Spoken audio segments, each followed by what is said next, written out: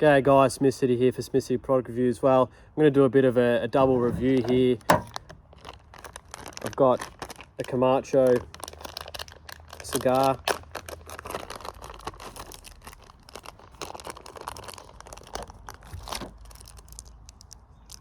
Which is a bourbon barrel finish, 5 months. I think it's probably been sitting in my mate's humidor for a little bit longer now. So I have tried this before. Be interesting to see how different it is compared to when I tried it first. I was supposed to catch up with Country tonight, but he had to postpone. So he left a cigar in his letterbox for me.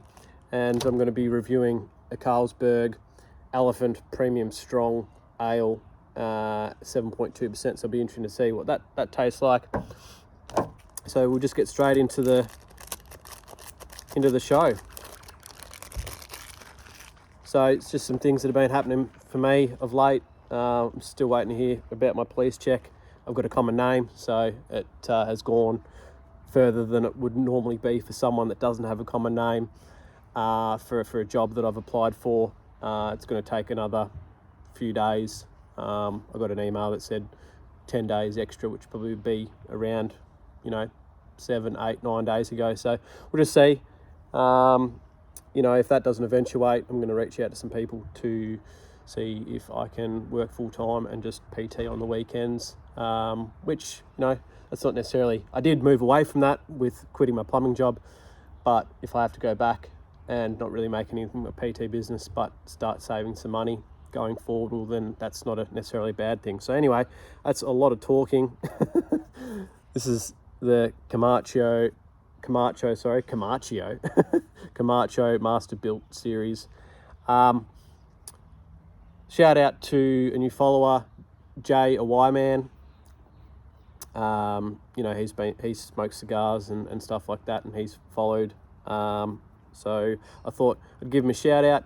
And also, you've done a few of these, and I haven't done one of these in a while. You commented on my cigar post, so I thought, why not? Let's do a cigar review, and a beer review at the same time. So I'm going to peel off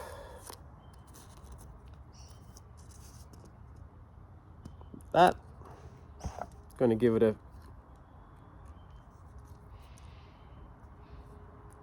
no, I'll cut it first.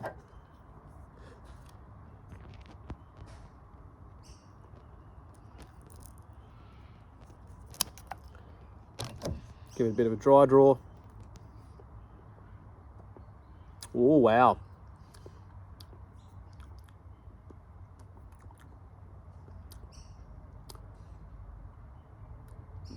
It's really chocolatey, but sort of like raisiny, if that makes sense, like raisins inside chocolate, but like the raisins have been soaked in bourbon. That's basically what it tastes like on the dry draw. That's fantastic. So I'm going to give it a light toast first.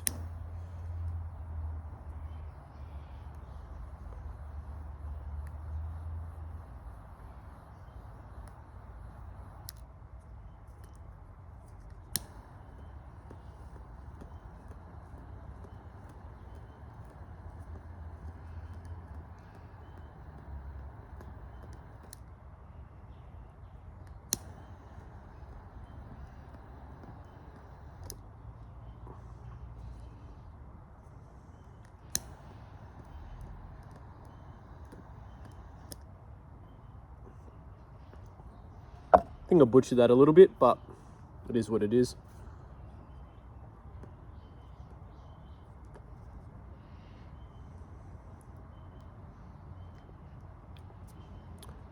So a bit of pepperiness, but also that bourbon flavour on the retrohale.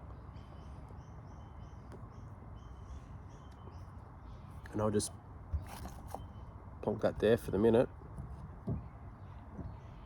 So this is the Carlsberg Elephant. There's the bottle cap. What does that say on the side? JC.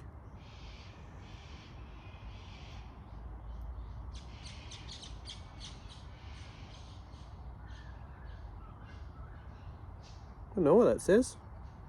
It says JC something. Jacobson, maybe? I don't know. There's just writing there. And guys, before I open it, I'm going to have to quickly go and get some AeroGuard because mosquitoes are destroying me already.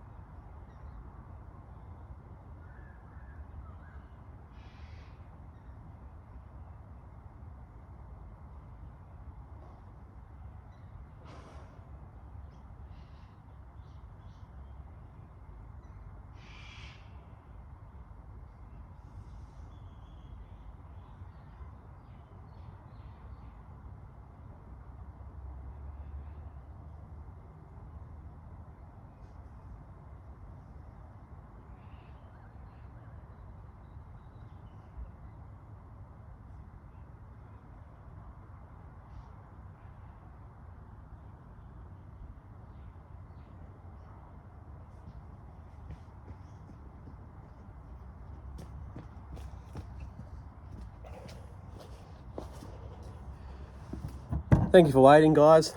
I've already got like 4 bites on my ankles already.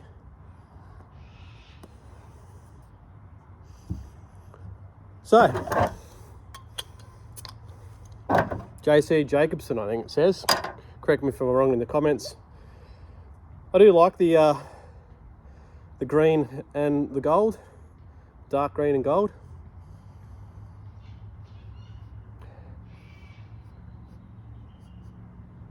Into my pelican-like mouth.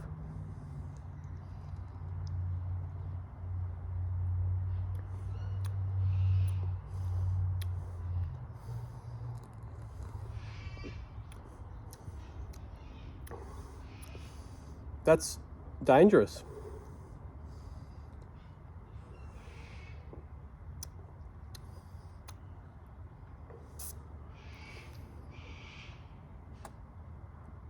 That is dangerous. That's really, really good. Really, really good.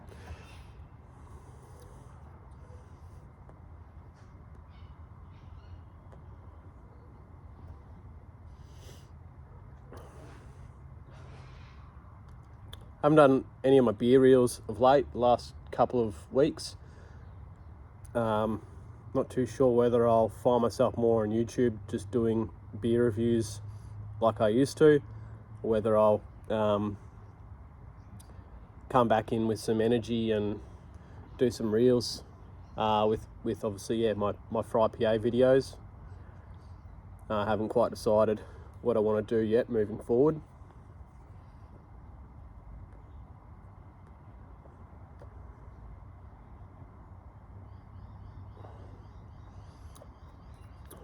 It's a really decent cigar.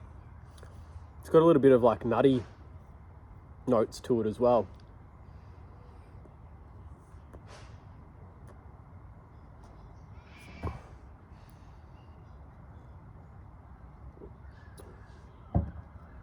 So this will be a longer video.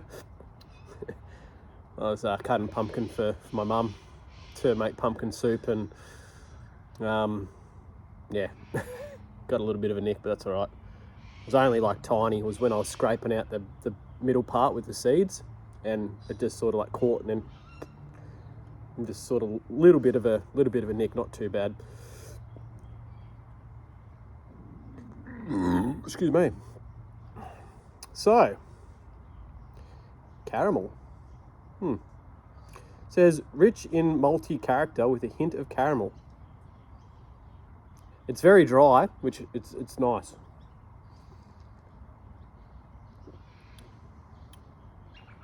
Yep. So you get that sort of caramelly element on the back end, but it's very easy drinking for 7.2. They're dangerous. And look, I think it pairs well with the cigar. Like, the cigar is sort of an entity of its own. Like, it's a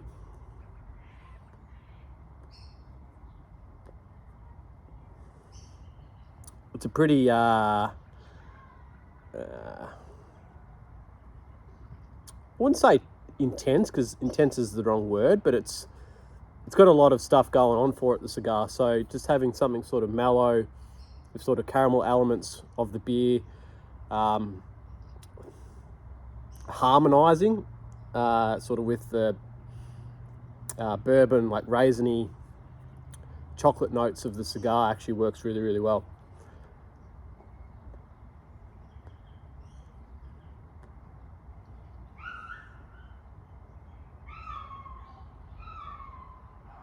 Poor doggo. Sound like someone had stepped on a dog's foot.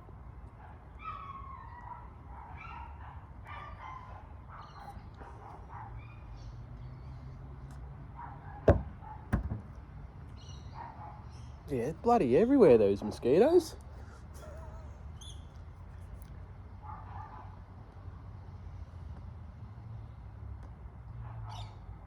My parents' garden area is just full of greenery, and then there's sort of like a little pond and bits and pieces that sort of bring out the mosquitoes. And yeah, I've got sweet blood, so you know, if I ever go out with people and there's mosquitoes around, people generally get left alone, and I usually get hammered by them.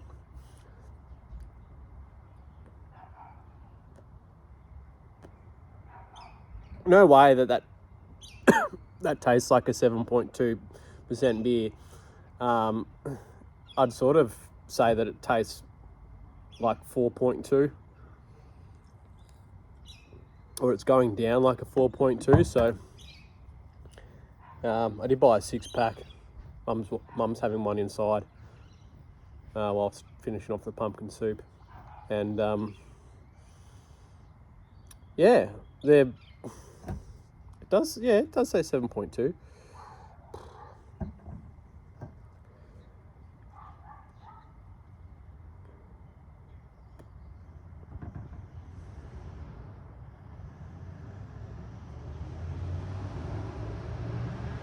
So I don't really have a lot to talk about, guys. So, you know, enjoy sort of the quietness of this video. You know, if you are smoking a cigar and you are someone that smokes cigars, feel free to comment what you're smoking, which I don't think I've got a lot of people that smoke cigars on my channel, but always interested to know what other people are doing.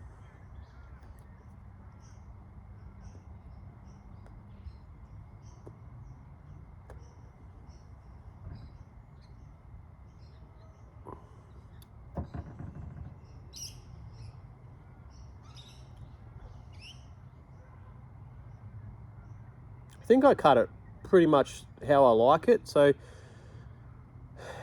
I'm obviously not a cigar expert, so if there are any watching, feel free to throw stuff out there. Like I never really take anything to heart with feedback and stuff like that. So but yeah, if I had to cut that a little bit sort of more at the tip, so if I had to cut that more here, I would have had a tighter draw.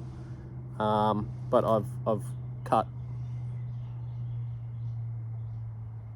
so I'm not too sure if you can see that, but there's a line there. If I'd have cut it up to that point, the cigar would have unraveled. But I've cut it at a point where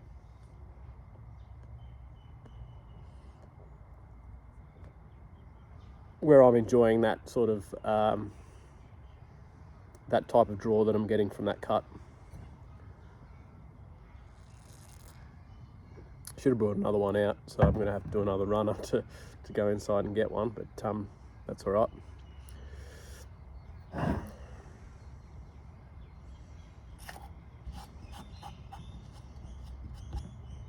So yeah, my mate Country made this ashtray. I was going to say cigar tray. I don't know why. I'm going to try to do this without putting cigar ash everywhere. That's not going to stay there.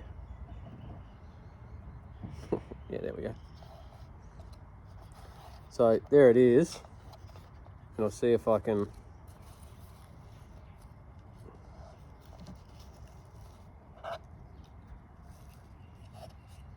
Oh, my hand's covering it, idiot.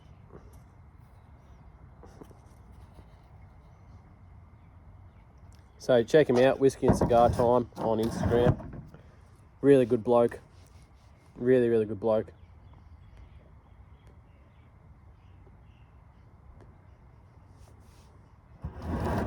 Every so often I'll go around to his place, not all the time, like, you know, I'm a personal trainer. I know cigars aren't exactly the most healthiest thing in the world, but I don't do them to excess. I don't drink to excess.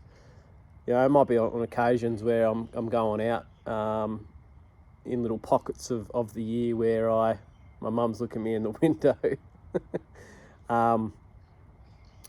where I, you know, might drink more than someone probably should in sort of pockets, but I'm never someone that's sort of like drinking to get pissed or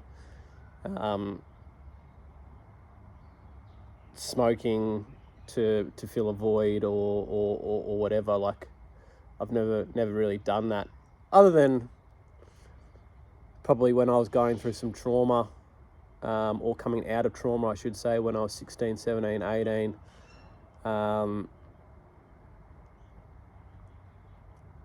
Where I was trying to like repress things and shut things down and stuff like that. But in terms of like where I am right now as an adult, like I don't do that stuff. I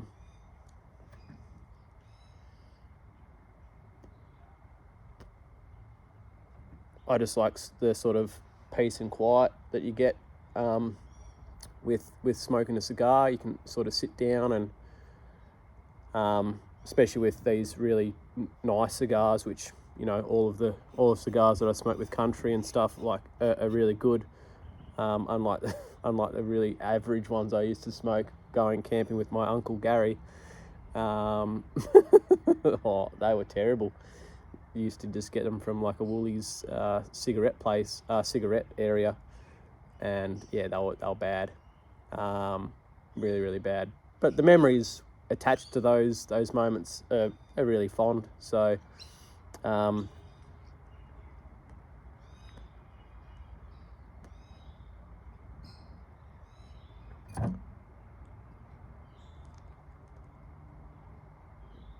but yeah, obviously with a good cigar, you get to sort of sit down and sort of taste the construction and like flavor profile and sort of, you know, they're handcrafted, and so they're created in a way that is sort of an experience as you smoke it, and to be able to sit down with a mate and, you know, unpack life and to just sit there and enjoy a cigar. It's actually a really, really therapeutic thing for me. You know, and when I started to do this with Country, it was the start of 2020. The pandemic hit. My business got destroyed. You know, I only started my PT business when I was I got qualified in 2020. Got to 9 clients. Pandemic hit. Bang. That was it. Probably saw green with my labouring job and my PTing for about 4 weeks. Everything else before that was a hit. You know, I quit my removalist job where I probably had about 9-10 grand saved up. And I'm like, okay, taking this hit financially, I probably can get qualified. Once I get qualified, if I hit a pocket of PT clients in this particular scenario, I'll be all right. And obviously I got there and I'm like, okay. And I was starting to gain some traction. And so I reckon if the pandemic didn't hit, I probably would have found myself getting a 10th client, an 11th client, and a 12th client, and a whatever. And then all of a sudden I probably would have been making, you know, 1,200, 1,300, 1,400 a week. Prior to that, I was only making 550 or 500, depending on my overtime hours with my labouring job 3 days a week while studying. And then obviously when I got qualified, I had gym rent. So the first couple of people that I was training was just paying for gym rent. I wasn't pocketing that money. It was only until I got to 4, 5, 6, 7, 8, 9 where I started to add that to the 550.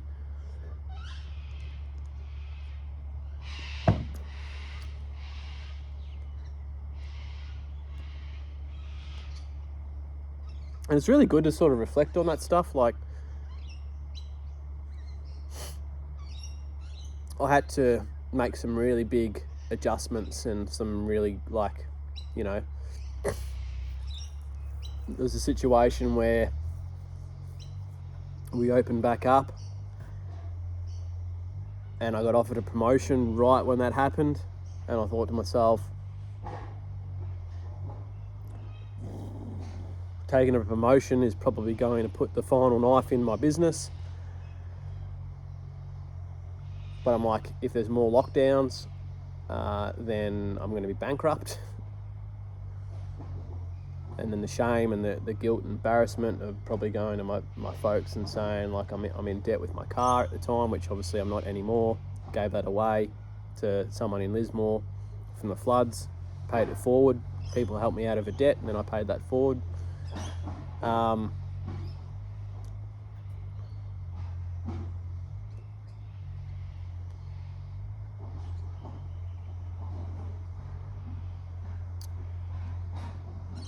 And yeah, like, had I not have done that, I probably would have had to go to my folks going, I'm probably not going to be able to pay rent at at their, their investment property they had. I'm not going to be able to pay my, my car. And I would have probably either have done that or felt too embarrassed and ashamed, where maybe I say nothing and, disappear from the world and pretend like nothing had happened and just disappear. And obviously that wasn't an option. And so it's good to reflect on that sort of stuff, because whilst my PT business isn't anywhere where I want it to be right now, and I probably do need to jump back into full-time work and my PT stuff just on the weekend, which will probably just pay for rent. I didn't get into being a PT for the money. I never, like, when I quit my removalist job, I never went, oh, you know what, I'll become a PT and make thousands and millions of dollars. Like, I didn't come from a well-off family. I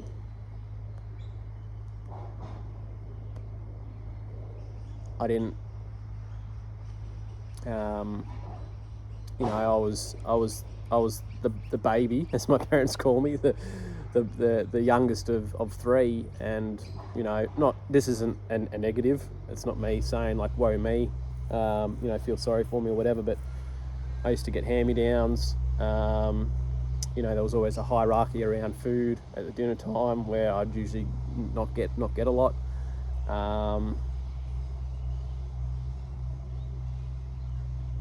And when I say not get a lot, I was still fed. But in terms of, there being a hierarchy within a family system, I wouldn't say that I was left out or that I was forgotten about, because that's definitely not the case. But, I didn't come from a rich family. I didn't have a wealth of money and life decisions around that, where I could just move freely within the world because I had money by my side. So, biggest tip I can probably suggest for anyone that's just turning 18, 19, 20 that's listening to this: don't go into debt for a car. Just don't. First car I ever owned was an ED Falcon, 4 litre. It was phenomenal. It was dual fuel, but the petrol didn't work, so it was just strictly gas. And obviously, being 18, 19 at the time, I didn't care for it as well as I should have. It really rarely ever got serviced because I didn't have the money. I went straight from school to studying. Moved in with my now ex-wife. In my 20s. I was volunteering when I was 20, living out of home in that experience whilst I was dating my now ex-wife, and I was refereeing basketball on the weekend, and that was paying for my fuel.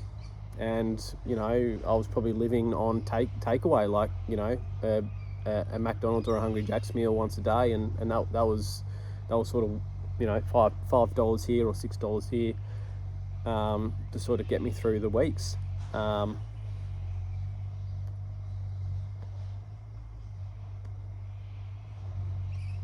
yeah, it's just sort of, it's cool to reflect back on those moments. And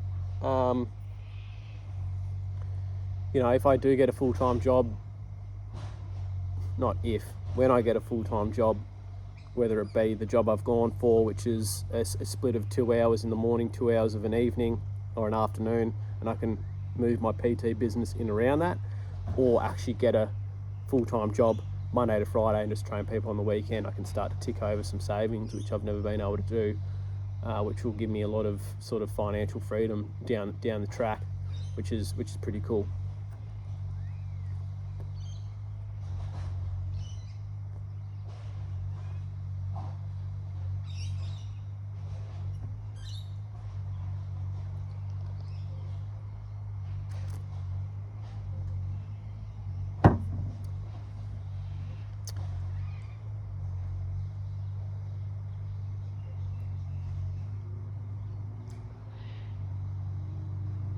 Now, had things worked out differently in the last little while, like I would have just made adjustments and made things work anyway. But as my life stands right now, I'm having to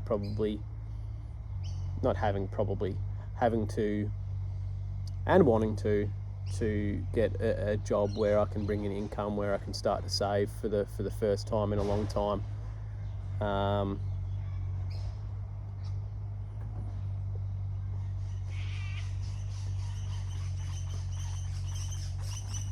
When this gets to 30, I'll stop it. I'll put this in 2 parts, and I'll go get myself another drink, and then I'll start another recording and upload it in 2 sections. It's probably a bit more user-friendly that way as well, meaning that like you can watch one for half an hour, and then at a later stage you can watch the second half, as opposed to going, oh, here's Mick here's Mick uploading an hour-long video. I'm not going to watch that. Which, you know, I know from myself, like, you know, you do look, unless it's meditating videos of a night time and stuff like that, which I've been doing a lot lately, where it's just playing in the background and you're not really focused on time, is, yeah, if there's something that goes for an hour, you're probably, unless you're really wanting to watch it, you're not necessarily going to go, oh, it's got an hour on, I'm not going to watch that. You're probably not going to do that.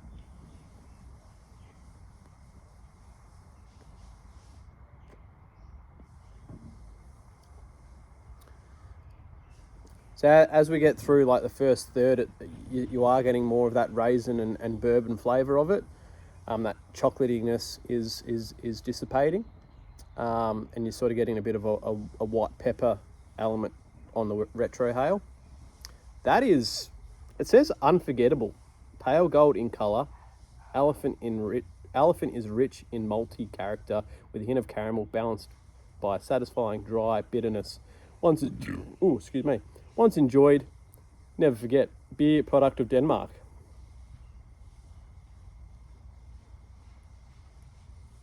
And it does say there that don't eat when you're bloated from pasta.